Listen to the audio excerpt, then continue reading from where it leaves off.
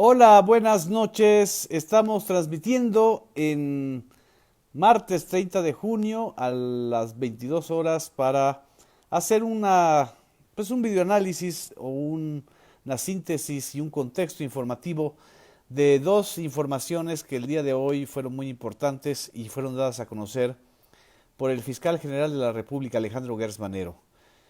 Por un lado, la notificación de alerta internacional para la detención de un personaje que cada vez que uno revisa y revisa más la historia del caso de Ayotzinapa, ve la enorme suciedad que dejó en su paso por la investigación de Ayotzinapa el exdirector de la Agencia de Investigación Criminal de la PGR, el señor Tomás Cerón de Lucio.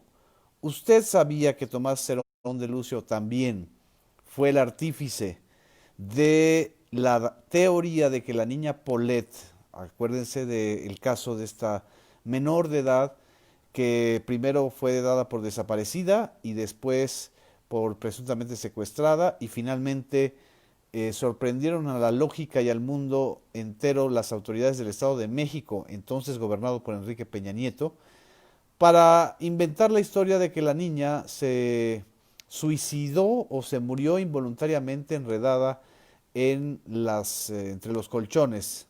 Una cosa realmente patética que se volvió una verdad mediática y una verdad histórica, aunque en realidad pues sabemos que es una mentira histórica. Bueno, el artífice de esa misma mentira fue Tomás Cerón de Lucio.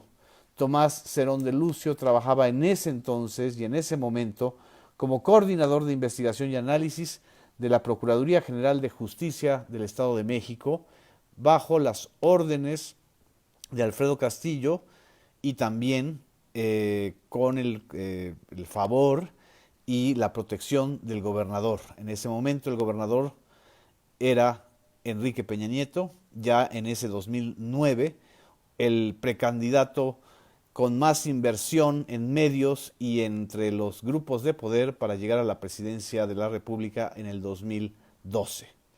De ese personaje vamos a hablar y del otro.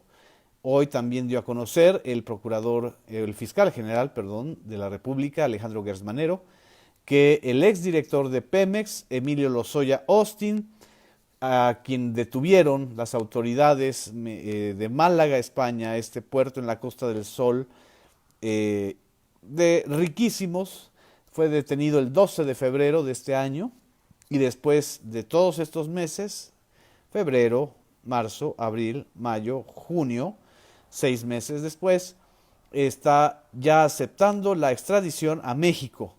Lozoya no va a llegar solo, va a llegar con una suerte de secretos y de verdades peculiares sobre la mecánica de la corrupción y del reparto del botín de esa corrupción durante el peñismo. Va a involucrar Emilio Lozoya al exsecretario de Hacienda Luis Videgaray en la trama de Odebrecht y de Altos Hornos de México que compró agronitrogenados, los dos casos que están siendo investigados por sobornos y corrupción por la FJR, la Fiscalía General de la República. En fin, de esto vamos a hablar. Voy a aprovechar este lapso para mandar saludos que nos están viendo desde Nashville, Tennessee. Gracias a Leticia Parra desde Irapuato, Guanajuato, nos manda un fuerte abrazo. A Daya Pérez Torres que dice políticos psicópatas, así es. Maura Alvarado, muchas gracias.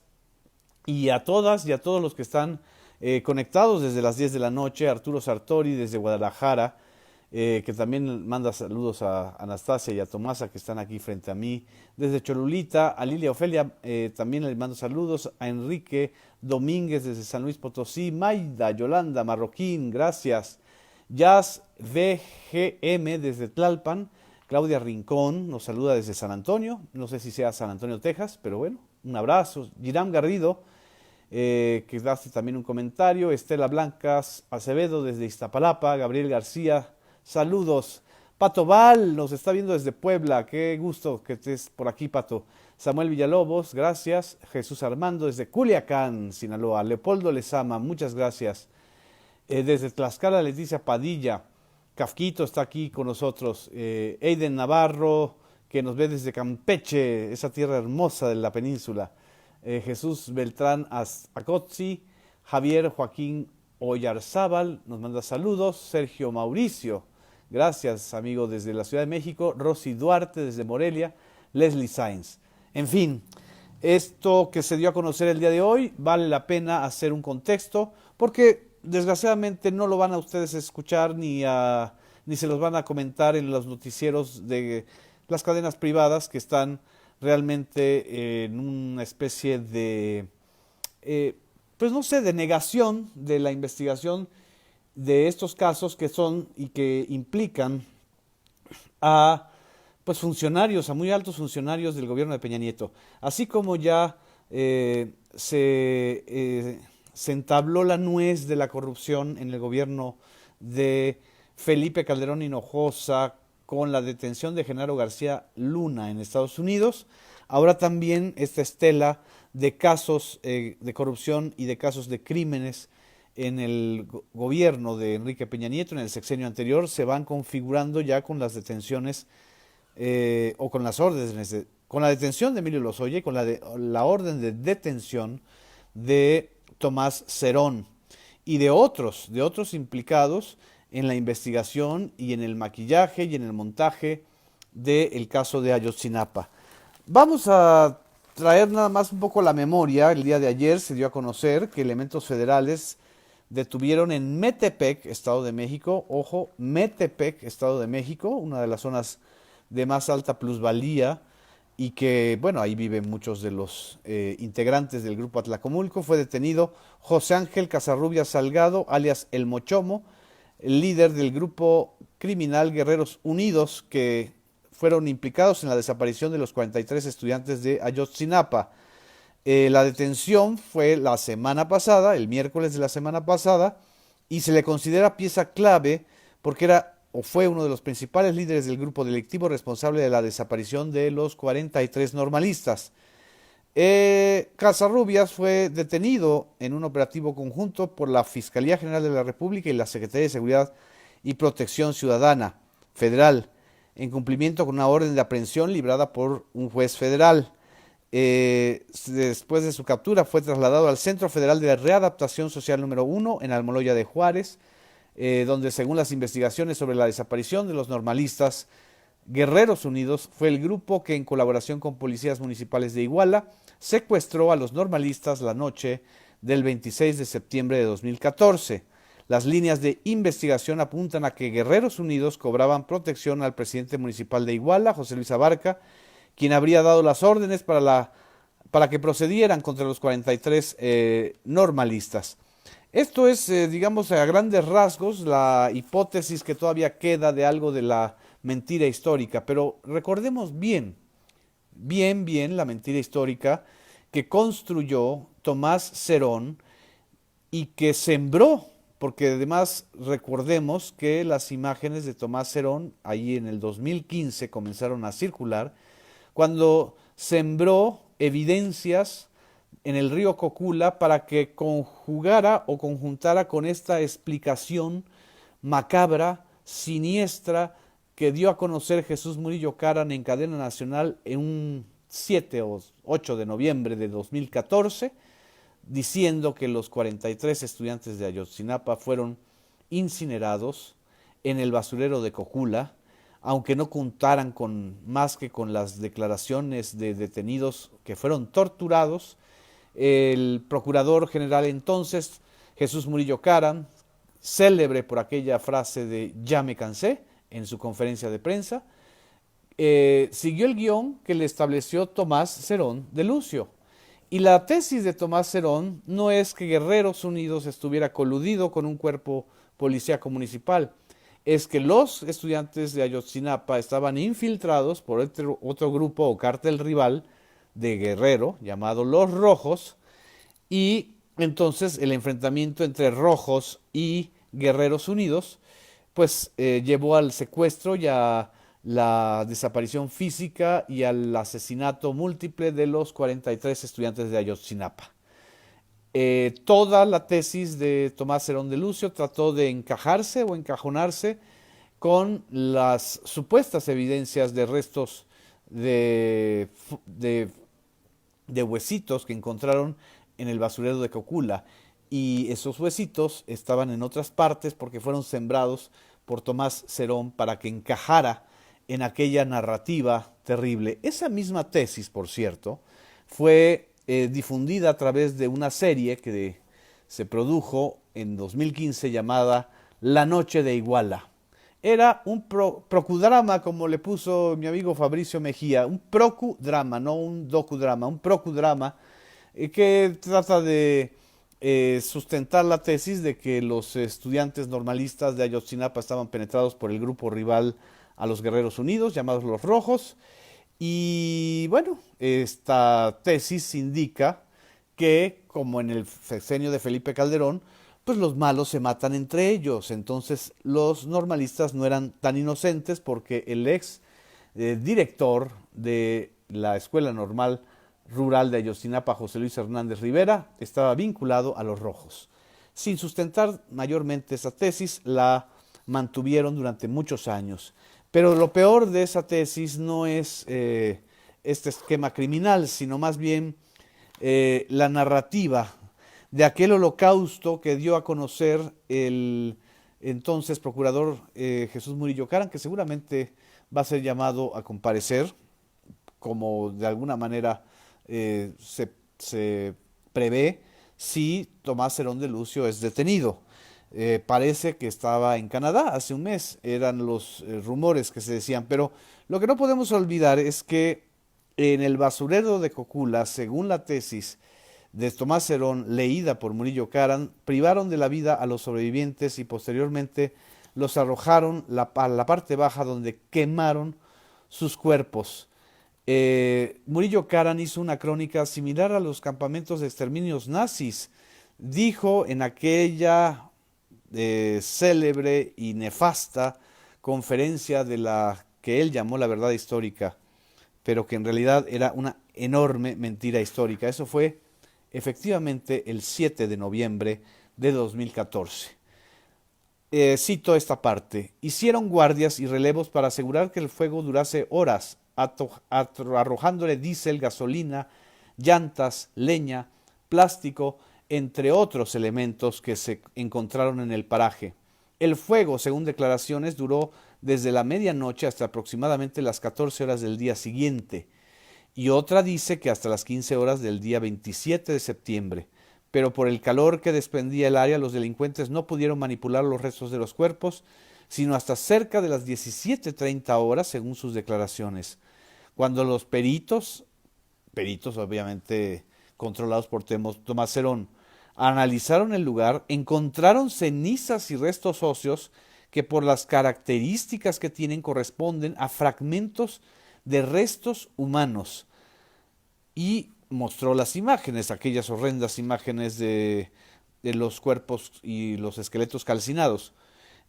Continuando con el relato, los detenidos declaran que cuando bajan al lugar donde se habían arrojado y quemado los cuerpos, recibieron la orden de a quien apodan el Terco de fracturar los restos de los huesos calcinados para ser depositados en bolsas negras de basura. Según sus declaraciones, estas bolsas fueron vaciadas en el río San Juan, salvo dos que una de las declarantes dice haber arrojado completas. Buzos de la Armada de México y peritos tanto mexicanos como argentinos encontraron restos de las bolsas y sus contenidos. Ustedes recordarán que antes de que encontraran esas bolsas y contenidos, alguien captó la imagen de Tomás Herón sembrando esas bolsas y contenidos.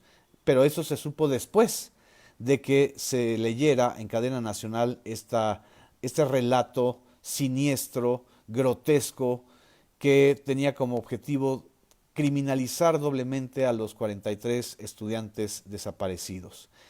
Y ese mismo señor, fue el que protegió a buena parte del peñismo, porque Tomás Herón no solamente era muy inventivo, pues inventó la tesis de el suicidio involuntario de Paulet, cómo no iba a inventar la tesis de la pira hitleriana en Cocula. el señor Tomás Cerón también se especializaba en el espionaje de sus propios jefes, en el espionaje de los propios colegas y de sus cómplices. Tomás Cerón es, como dice en un reportaje que el día de hoy en las redes sociales subió la revista o la publicación MX, Tomás Cerón era un compulsivo videoasta, igual que Carlos Ahumada y que muchos otros que se dedican a la extorsión y al chantaje, pues se la pasaba espiando vía telefónica a sus presuntos cómplices. La videoteca de Tomás Cerón y los misterios de Ayotzinapa. Este es el título de un texto que el día de hoy subió la revista MX y que se los recomiendo ampliamente, porque además está bastante bien amarrado, documentado y proviene del origen o de los orígenes del propio Tomás Cerón.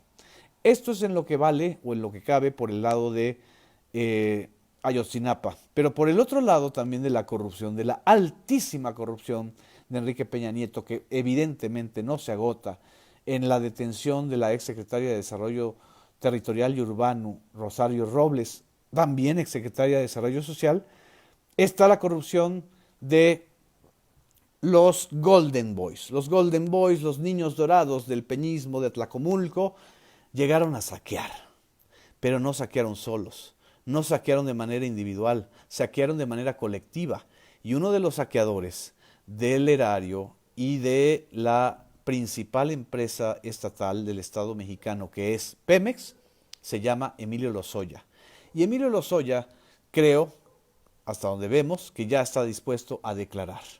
¿Qué va a declarar? Quizá dar las pistas en donde él no solamente es el único responsable de los sobornos que pagó Odebrecht por 10 millones de dólares en la campaña de Enrique Peña Nieto y después para que Pemex le diera contratos. Odebrecht, una empresa brasileña que ha corrompido o que corrompió a ministros de energía, presidentes de la República, secretarios y candidatos en 21 países de América Latina y del viejo continente.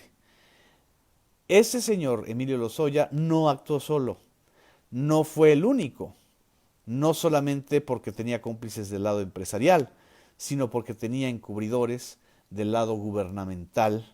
No sabemos hasta dónde y hasta qué profundidad pueda llegar los secretos o puedan llegar los secretos de Emilio Lozoya hasta Enrique Peña Nieto o por lo menos al segundo hombre más importante de ese sexenio, que se llamaba o se llama Luis Videgaray. Esto es también lo que va a documentar este caso. La FGR, la Fiscalía General de la República, hace 11 horas dijo que Emilio Lozoya presentó ante la Sala de lo Penal de la Audiencia Nacional del Reino de España su solicitud por escrito en la que acepta la extradición, así como ser entregado a las autoridades mexicanas ofreciendo su colaboración para esclarecer los hechos imputados. La Fiscalía ha realizado las diligencias necesarias para trasladar a Emilio Lozoya desde España hasta México en una aeronave de bandera mexicana con objeto de cumplir con todas las previsiones de seguridad y de salud en la internación a nuestro país. Una vez que esta etapa se haya cumplido, dijo la Fiscalía, se iniciarán las diligencias procedentes para esclarecer los responsables de los involucrados, incluyendo personas de relevancia o grupos políticos que hayan participado o se hayan beneficiado de estos despojos de la nación mexicana. Esta es la parte sustancial del comunicado de la Fiscalía General, que también fue subido en redes sociales. Entonces, tenemos ya el panorama muy claro de que hay dos frentes muy claramente abiertos para desmontar las mentiras históricas del peñismo, por el lado de Ayotzinapa y por el lado de la corrupción que era de unos cuantos, cuando en realidad fue sistemática. Y el caso de Odebrecht es una vergüenza nacional e internacional en México, que México no haya podido ni siquiera procesar bien a un secretario de Estado o a un director de la paraestatal como fue Pemex. Ustedes recordarán que la protección a Lozoya se hizo hasta, pues digamos que hasta la ignominia. El personaje clave en la época del peñismo que estaba siguiendo las pistas de Emilio Lozoya era el entonces titular de la FEPADE, el fiscal de delitos electorales llamado Santiago Nieto, y lo obligaron a renunciar. Lo obligaron a renunciar de la peor manera. Le investigaron a su familia, le lanzaron amenazas y amenazaron con otro tipo de cosas que no tenían que ver con el servicio público. Una bajeza que solamente se explica en un gobierno de cleptócratas y encubridores. Ese señor, Emilio Lozoya, logró librar en ese momento la detención precisamente porque anularon a su principal investigador, que es Santiago Nieto. Ahora Santiago Nieto, en el gobierno de Andrés Manuel López Obrador, es el titular de la Unidad de Inteligencia Financiera y a través de esta unidad se ha podido rastrear el movimiento de este tipo de personajes en el extranjero y cancelar cuentas y sobre todo rastrear los elementos claves y claros en donde está el lavado de dinero. En fin, hay que estar muy pendientes. Creo que estos son muy buenos logros en términos de investigación criminal y de corrupción de la Fiscalía General de la República. Aquí estoy viendo sus comentarios sobre Peña Nieto, sobre Santiago Nieto. Y bueno, les dejo esta contextualización de estos dos eventos importantes o anuncios importantes del día de hoy. Muchas gracias, buenas noches, descansen.